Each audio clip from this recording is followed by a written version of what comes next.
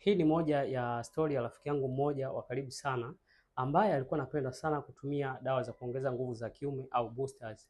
Alikuwa anaposhiriki tendo la ndoa kila siku au mara kwa mara, ilimlazimu lazima atumie boosters. Kipindi ametumia boosters za aina tofauti tofauti na ambazo zilikuwa zinamsaidia kuweza kumudu katika tendo la ndoa. Anaposhiriki tendo la ndoa, anaenda raundi ya kwanza, raundi ya pili, raundi ya tatu na anafurahi zaidi kwa sababu alikuwa anawalizisha wenza wao ambao alikuwa anashiriki tendo. Lakini mara baada ya kuanza kupunguza yale matumizi ya kutumia booster, ndipo hamasa ya tendo la ndoa ikaanza kushuka, kwa sababu ilikuwa tayari ishaathiri ile mishipa na tayari moja kwa moja ilikuwa imeathiri ule uzalishaji wa homoni yake moja kwa moja, kwa sababu unapotumia zile boosters zinaenda kutanua ile mishipa na kuweza kupeleka damu kwa wingi. Baada ya ile nguvu kuisha ya booster, ndipo misuli inanywea moja kwa moja. Kitu ambacho niliweza kukutana naye, niliweza kumsaidia namna ya kuweza kurudisha hamasa ya tendo la ndoa kwa kuboresha ile homoni yake ya testosterone, lakini vile vile kwa kuweza kuboresha mfumo wake